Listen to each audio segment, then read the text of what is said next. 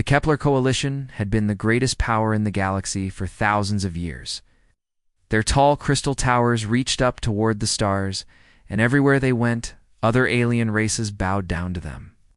They had huge fleets of warships and controlled 3 entire sections of the galaxy. Everyone feared them, and everyone obeyed them. But now everything was different. Their beautiful cities were nothing but broken ruins. Their mighty fleets were destroyed. The proud coalition was dying. They were dying because of something terrible called the Devourers. The Devourers were not like any enemy the galaxy had ever seen before. They were not just one species or one army. They were like a disease that spread from world to world, eating everything in their path. When the Devourers came to a planet, they consumed everything: the land, the oceans, the air, even the people. They left nothing behind except empty, dead rocks floating in space. What made the Devourers so dangerous was that they could learn and change. Every time someone tried to fight them with a new weapon, the Devourers would figure out how to defend against it. Every time someone used a new strategy, the Devourers would adapt and become stronger. They had been doing this for years, growing more powerful with each battle they won. Admiral Keel Thara was one of the last coalition leaders still alive. She stood on the bridge of her flagship holding a special communication device in her shaking hands. Her claws, which had once been symbols of power and strength, now trembled with fear and exhaustion. Around her, the bridge was dark and quiet. Most of the lights had been turned off to save power. The few officers who remained at their posts moved like ghosts, speaking in whispers. Everyone knew that their time was running out. Kalthara looked out through the viewing window at what remained of her once mighty fleet. Where there had once been 10,000 warships, now there were only a few dozen.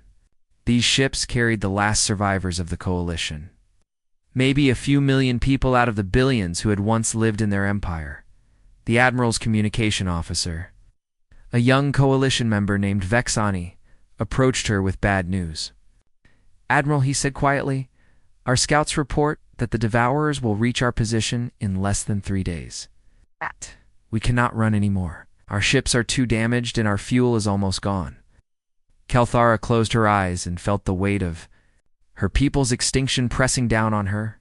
In 3 days, the Devourers would arrive, and then the coalition would be nothing but a memory. But then she remembered something. It was called the Deep Void Distress Signal, and it was designed to send a help message to every part of the galaxy, even to the far edges where primitive species lived. The coalition had never used this protocol before because they had never needed help from anyone. They had always been the ones giving orders, not asking for assistance. But now they had no choice. With trembling claws, Kalthara activated the ancient system. The message she sent was simple and desperate. "We are the Kepler Coalition. I are dying. The Devourers have destroyed our worlds and killed our people. If anyone can hear this message, please help us. You're at the coordinates included in this transmission. Please, if there is anyone out there who can fight, we need you now." The message shot out across the galaxy like a wave, traveling faster than light through special communication channels. It reached hundreds of worlds, thousands of species. Most of them were too afraid to respond. Some of them were too weak to help. Others simply did not care about the coalition's fate. But the message also reached a small blue planet at the edge of the galaxy, a world that the coalition had barely noticed in all their years of power. The planet was called Earth, and it was home to a species called humans. The galactic community had always ignored the humans. In their official records, humans were listed as species 7,834 technological adolescents. No strategic value. Quarantine. Recommended due to aggressive tendencies. Most aliens thought humans were too primitive and too violent to be worth talking to. On Earth, a large facility filled with radio telescopes and computers, Dr. Minho was working his usual night shift. For 15 years, he had been listening to signals from deep space, hoping to find proof that Earth was not alone in the universe. He had heard many strange sounds from the stars, but nothing that seemed like a real message from intelligent life. But tonight was different. As Dr. Minho sat at his desk, drinking his fifth cup of coffee and looking at rows of data on his computer screen, he noticed something unusual. Hidden in the cosmic noise was a pattern, something that was definitely not natural. Dr. Minho worked for hours, using special computer programs to clean up the signal and make it clearer. What he found made his hands shake with excitement. This was not just random noise from space. This was a real message from an alien civilization. They were asking for help. The message contained mathematical formulas, star charts, and most importantly, a desperate plea for assistance. Someone out there was dying, and they had sent their last hope across the galaxy to anyone who might be listening. Dr. Minho realized that humanity was about to make first contact with alien life, but not in the way anyone had ever imagined. Dr. Minho did not sleep for 3 days. He sat in his laboratory with his team of scientists, working day and night to understand the alien message. What they discovered was much more than just a simple cry for help. The message contained something incredible: the entire history and knowledge of the Kepler Coalition. The aliens had sent everything they knew to Earth in their final desperate moments. It was like receiving a library that contained thousands of years of galactic history, science, and technology. Dr. Minho and his team worked frantically to translate and understand all this information. What they learned shocked them completely. Earth was not alone in the universe, and humans were not unknown to the galaxy. In fact, there was a whole community of alien civilizations out there, with thousands of different species, living on millions of planets. But none of them had ever tried to contact Earth. The reason was written clearly in the Coalition's files. Humans were listed in their records as species 7,834. Next to this number were words that made Dr. Minho's heart sink: technological adolescence, no strategic value, quarantine recommended due to aggressive tendencies. This meant that the aliens knew about humans, but they thought humans were too primitive and too violent to be worth talking to. The galactic community had decided to avoid Earth completely because they believed humans were dangerous and had nothing useful to offer. Dr. Minho called the world's leaders immediately. Presidents, prime ministers, and generals from every major country gathered in emergency meetings. When Dr. Minho showed them what he had discovered, many of them became angry. For years, humans had wondered if they were alone in the universe. Now they learned that not only were they not alone, but the rest of the galaxy had been ignoring them on purpose. While the politicians argued about what this meant for humanity, Dr. Minho continued to study the alien data. He was particularly interested in learning about the enemy called the Devourers. What he discovered was terrifying. The Devourers were not just destroyers, they were learners. Every time someone fought them with a weapon, the Devourers would study that weapon and figure out how to defend against it. Every time someone used a new battle strategy, the Devourers would learn from it and become stronger. This was why the Devourers had been so successful. They had fought hundreds of different alien species over many years. Each battle had taught them something new. Now, they were practically impossible to defeat because they had learned how to counter every type of weapon and every fighting method that existed in the galaxy. But as Dr. Minho read deeper into the Coalition's scientific records, he found something very interesting. The Devourers had never fought against humans before. They had never encountered Earth's weapons or Earth's way of thinking about war. This was important because humans fought very differently from other species in the galaxy. While most aliens fought with advanced energy weapons and careful strategies, humans had developed their fighting skills through thousands of years of brutal wars against each other. Human weapons were often simpler but more destructive. Human tactics were often more aggressive and unpredictable. Dr. Minho realized that the Devourers might not be prepared for the human way of fighting.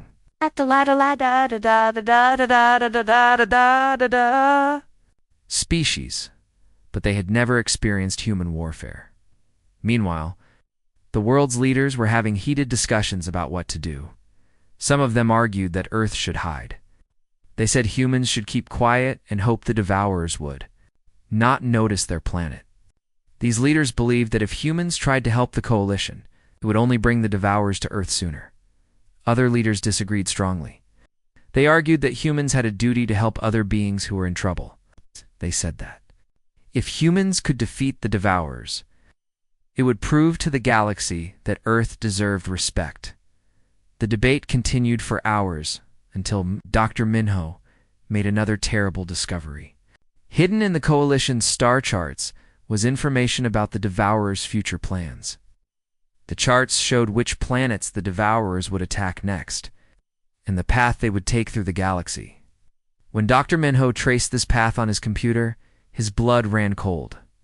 The Devourers were not just randomly destroying planets. They were following a specific route through the galaxy, consuming worlds in a particular order. And according to their plans, Earth was directly in their path. This changed everything. The debate among world leaders stopped immediately. It no longer mattered whether humans wanted to help the Coalition or not. The Devourers were coming to Earth anyway, probably within the next few years. President Jiwan of the United Earth Council called an emergency session of the Global Assembly. Representatives from every nation on Earth gathered to hear the shocking news. President Jiwan stood before them and revealed humanity's place in the universe for the first time. She told them about the galactic community that had ignored Earth. She explained about the Coalition's desperate situation and the terrible threat of the Devourers. Most importantly, she showed them the star charts that proved Earth was in the Devourers' path. The room was silent for a long moment as the representatives absorbed this information. Then the discussions began. Some people were afraid. Others were angry that aliens had been watching Earth without making contact. But most people realized that there was really only one choice. If the Devourers were coming to Earth anyway, then humanity's best chance of survival was to fight them somewhere else first. By helping the Coalition, humans could learn about their enemy and maybe find a way to defeat them before they reached Earth. The vote was not even close. Every nation on Earth agreed to the same decision. They would answer the Coalition's call for help. Earth would go to war. 6 months after Earth made its decision to help, a fleet of human ships left the solar system and headed toward the stars. Any alien who saw these ships would have been very confused. The human vessels looked nothing like the beautiful, advanced starships that other civilizations used. Most galactic species built their warships from special materials that could bend space and time. Their weapons shot beams of pure energy that could destroy planets. Their ships moved by manipulating gravity and exotic matter that most civilizations needed thousands of years to understand. But the human ships were different. They were big, blocky, and looked almost primitive compared to other galactic technology. Instead of exotic matter engines, they used simple fusion reactors, the same basic technology that powered Earth's cities. Instead of energy weapons, they carried guns that shot physical projectiles. Just like the cannons that human armies had used for centuries, many of the human ships looked like they had been built in a hurry. Some were converted cargo vessels, with armor plates welded onto their sides. Others were mining ships that had been fitted with weapons. The largest ships were genuine military vessels, but even these looked crude and rough compared to the smooth, elegant designs that other species preferred.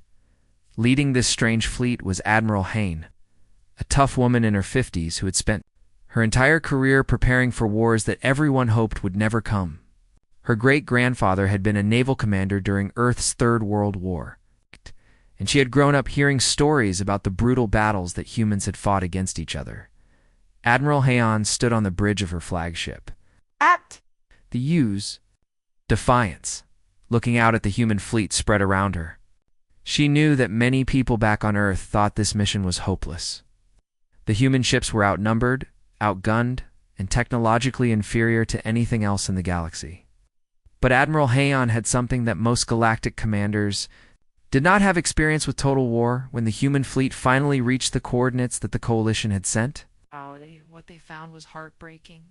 The once mighty Kepler Coalition had been reduced to a few dozen damaged ships clustered around a dying red star. These ships were filled with refugees, the last survivors of a civilization that had once ruled 3 sections of the galaxy. The Coalition survivors watched in amazement as the human ships approached. They had expected to see vessels similar to their own, sleek, graceful, and obviously advanced. Instead, They saw what looked like a collection of metal boxes covered in weapons. But what really surprised the Coalition aliens was how the human ships moved. Instead of taking careful defensive positions like civilized fleets usually did, the human vessels spread out in aggressive attack formations. They began broadcasting on all radio frequencies, and the messages they sent were not requests for negotiation or offers of peaceful contact.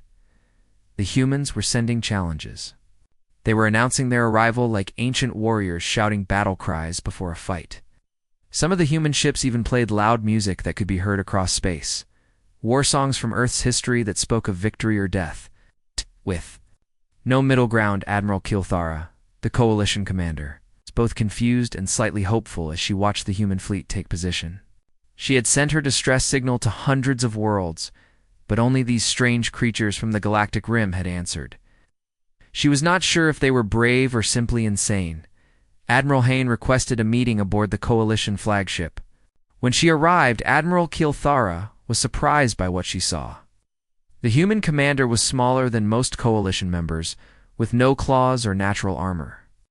She looked fragile compared to the powerful alien warriors that Kilthara was used to dealing with. But when Admiral Hayne spoke, her voice carried the confidence of someone who had never considered the possibility of surrender. Admiral Kilthara began to explain the hopeless situation that the Coalition faced. "The Devourers are unlike any enemy we have ever fought," Kilthara said, her voice heavy with despair. "They learn from every battle. Every weapon we use against them, they find a way to defend against. Every strategy we try, they adapt to and overcome. We have used our most advanced science, our most powerful technology, our most brilliant military minds. Nothing works. They just keep getting stronger." Admiral Kilthara showed Admiral Hayne recordings of previous battles against the Devourers.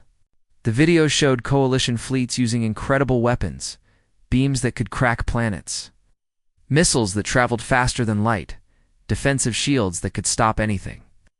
But in every battle, the Devourers learned and adapted until none of these amazing technologies worked anymore.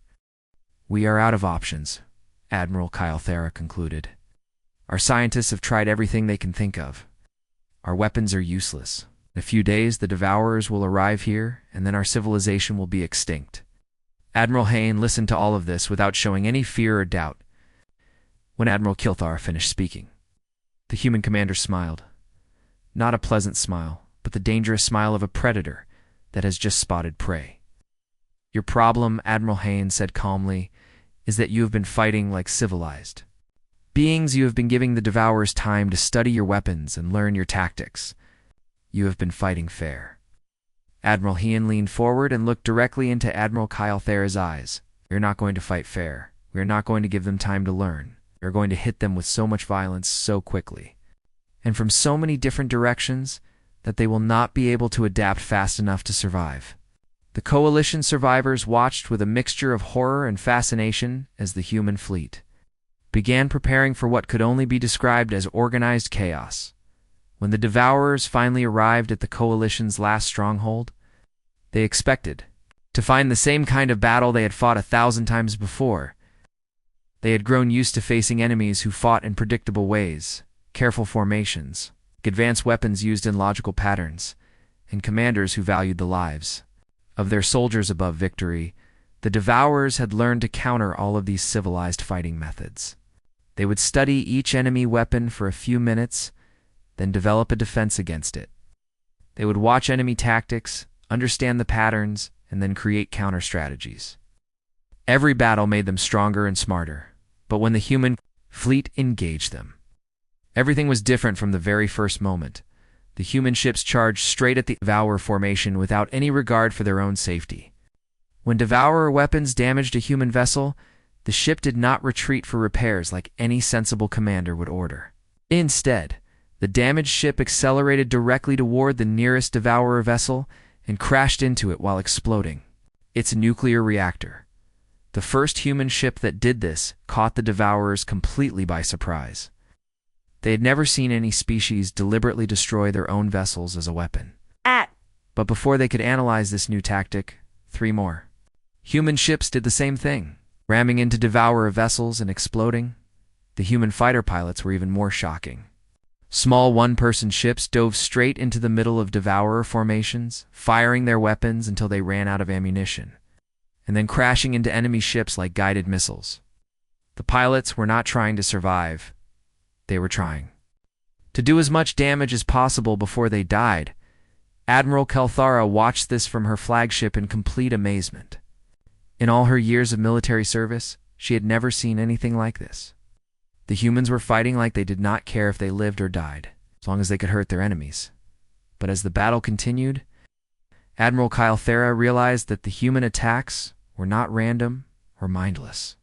There was a method to their apparent madness. The humans were changing their tactics constantly, never using the same approach twice in a row. At one moment, human ships would attack using kinetic weapons, simple projectiles that traveled at incredible speeds and smashed through Devourer armor. The Devourers would begin to adapt their defenses to these physical attacks. But just as they were developing better armor, the humans would switch to energy weapons, lasers and particle beams that burned through Devourer ships. When the Devourers started to defend against energy weapons, the humans changed again. They began using electromagnetic pulse weapons that shut down Devourer electronics. Then they used biological weapons, clouds of engineered bacteria that ate through Devourer's ship hulls.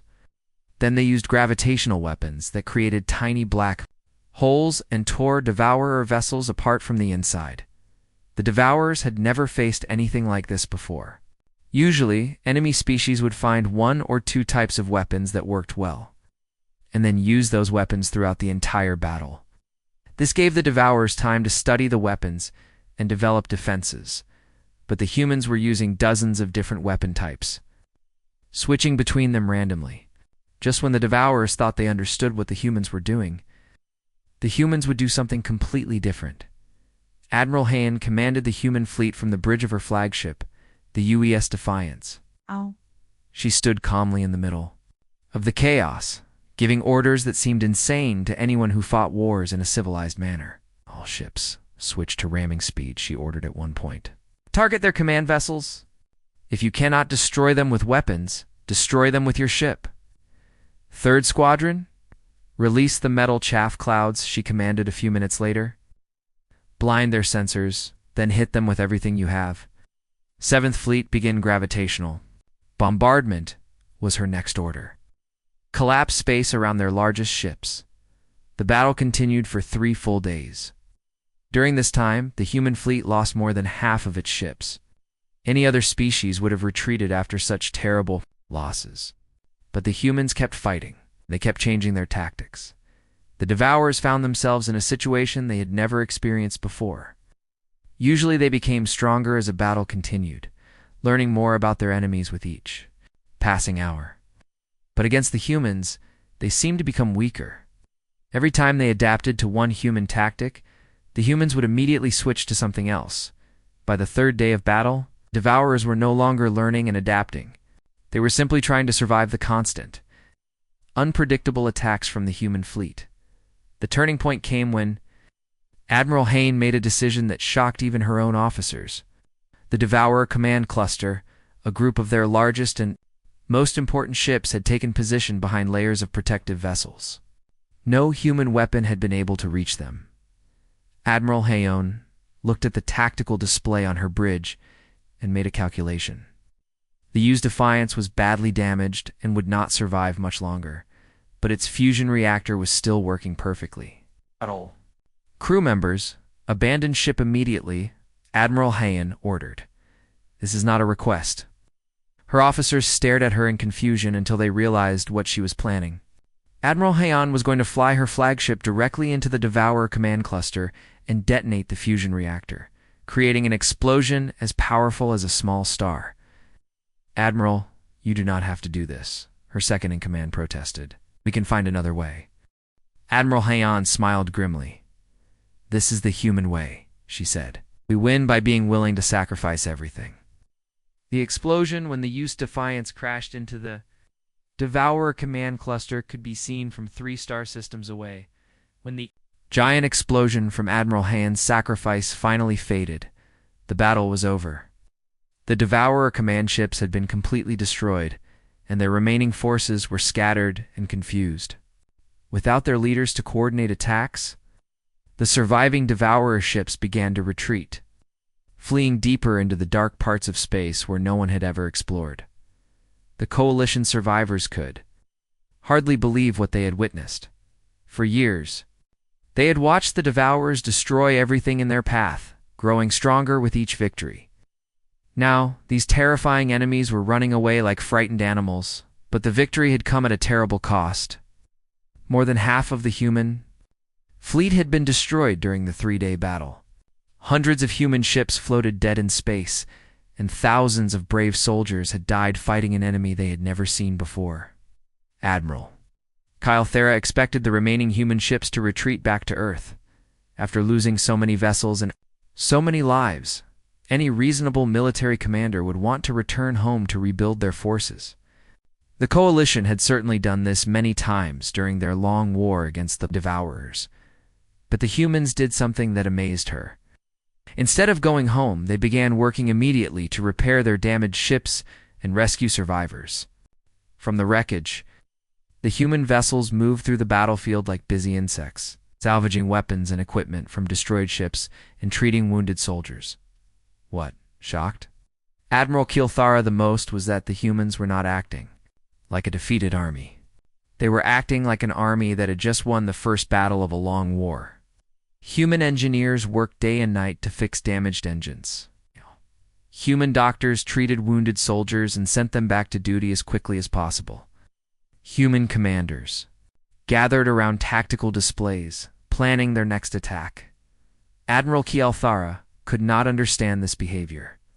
She requested a meeting with the new human commander, a woman named Admiral Sora, who had taken over after Admiral Hyan's heroic death.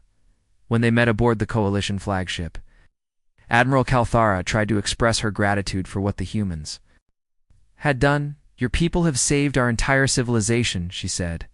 "We can never repay this debt. But surely now you will return to your home world? You have lost so many ships and so many brave soldiers." Admiral Sora looked at her with the same expression that Admiral Han had worn, the look of a predator who had tasted blood and wanted more. "We are not going home," she said simply. "The Devourers are still out there. They are wounded and confused, but they are not dead. This is the perfect time to hunt them down and finish what we started." Admiral Kythera was stunned. "But you have already done so much. Your losses have been enormous. How can you accept such sacrifice?" Admiral Sora's answer revealed something fundamental about human nature that the rest of the galaxy had never understood. "Because the alternative is extinction," she said. "We learned a long time ago that sometimes survival requires sacrificing everything except the will to keep fighting. If we go home now, the Devourers will have time to recover and adapt to our tactics. Next time we fight them, they will be ready for us." The human admiral walked to the viewing window and pointed toward the dark space where the Devourers had fled. "Out there are the survivors of an enemy that has destroyed hundreds of worlds and killed billions of people. They are hurt and afraid right now, but if we let them escape, they will come back stronger than ever. We cannot allow that to happen." Admiral Kythera realized that she was seeing something that the galactic community had lost long ago: the willingness to fight too. The death rather than accept defeat. The Coalition and other civilized species had become used to negotiating with enemies, finding peaceful solutions, and avoiding conflicts that might result in heavy casualties. But humans had evolved differently. For 10,000 years, they had fought brutal wars against each other on their home planet. They had learned that sometimes the only way to survive was to be more violent and more determined than their enemies. They had never known the luxury of peaceful surrender.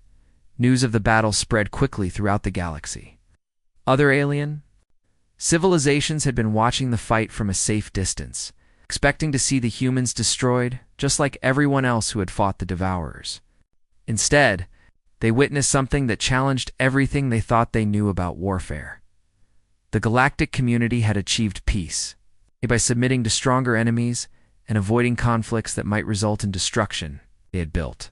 their civilizations on the idea that it was better to survive, slaves, than to die as free beings. But humans had never accepted this philosophy. They had spent their entire history fighting for survival against impossible odds, and they had brought this same attitude to their first galactic war, as the human fleet prepared to leave the Coalition's refuge and hunt down the remaining devourers. Other species began to realize that Earth's classification in their records needed to be changed. Humans were not primitive or technologically backward. They were evolutionarily adapted for the one thing that the civilized galaxy had forgotten how to do: fight for survival when extinction was the only alternative to victory. The whisper from a dying civilization had reached across the void, asking for help from anyone who might be listening. Earth had answered that whisper with thunder, the thunder of weapons fired in desperate battle, the thunder of ships exploding in acts of sacrifice, and the thunder of a species that refused to accept defeat. That thunder would echo through the galaxy for generations to come, reminding every civilization that somewhere in the universe, there were still beings who would fight to the death rather than bow to tyranny.